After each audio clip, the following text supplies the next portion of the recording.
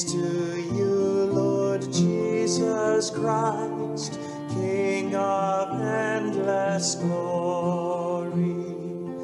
Praise to you, Lord Jesus Christ, King of endless glory.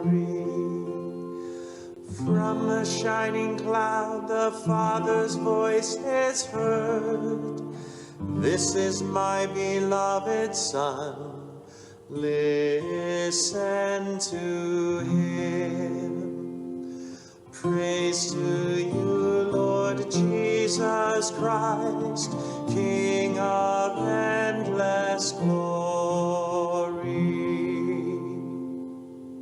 The Lord be with you. A reading from the Holy Gospel according to Mark.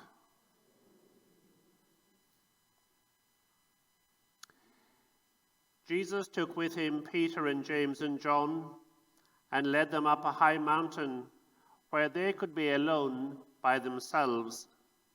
There in their presence he was transfigured.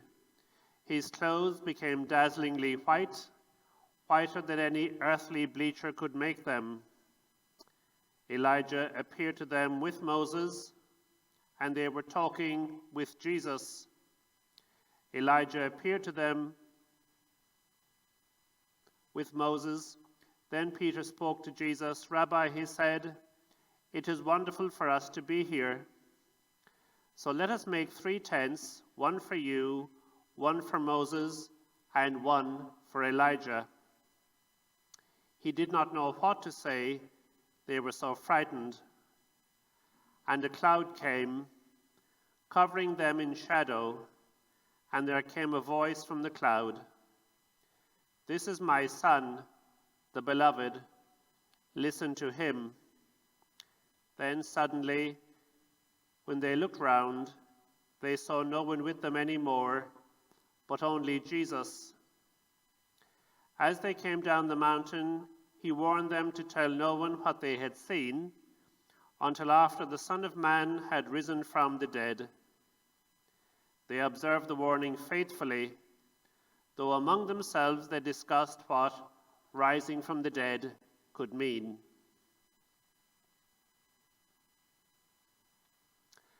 The Gospel of the Lord.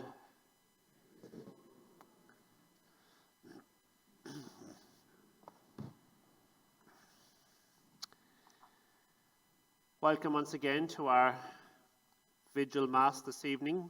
Welcome to all joining from home.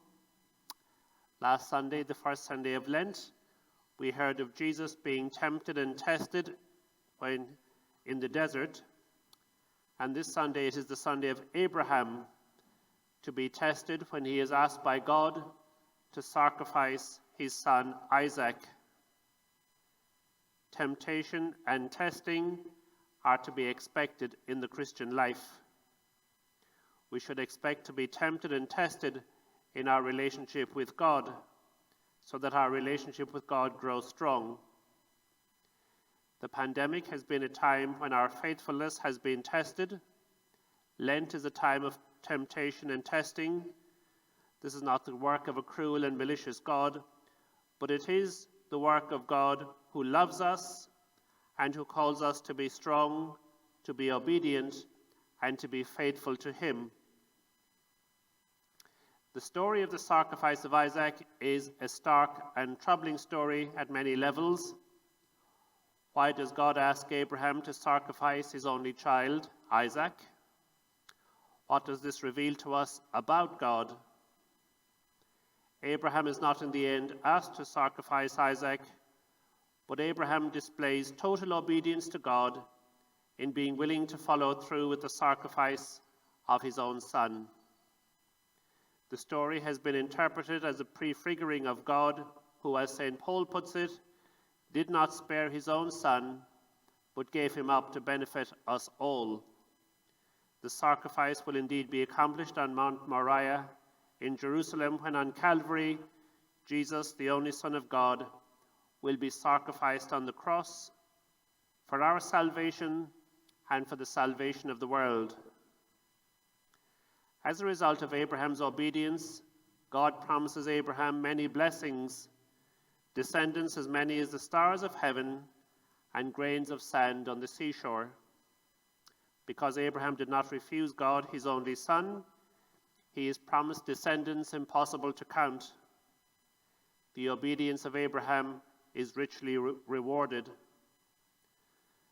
Through temptation and testing, Abraham's faith proves strong, faithful, and obedient. The extent of Abraham's obedience and submitting to the will of God is challenging to us.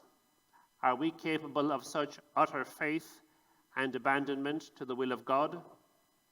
Are we capable of looking with such clarity at the destination of heaven that is promised us and of sacrificing everything to get there? God calls us to complete faith in him. We are to love him first and foremost, above possessions and honor, above pleasures and family, above passions and hobbies. When we love God first, everything and everyone in our lives find their proper love. But God is to be our first love. Everything and everyone will pass away. Only God is permanent. On the Mount of Transfiguration, the future glory of Jesus is revealed, and his identity as the beloved Son of the Father, the fulfillment of the law and the prophets. The Transfiguration is a preparation for the suffering and death on the cross and for his rising from the dead. It is how God in his goodness prepares us in times of temptation and testing by revealing our destination, our goal, where we are going, so that we do not lose sight of the future glory that awaits us. As the pandemic goes on, we long for better days ahead, which seem day by day a little bit closer. In life, we have many trials and difficulties, sufferings and setbacks. We need to know that there is a way out of the troubles we find ourselves in.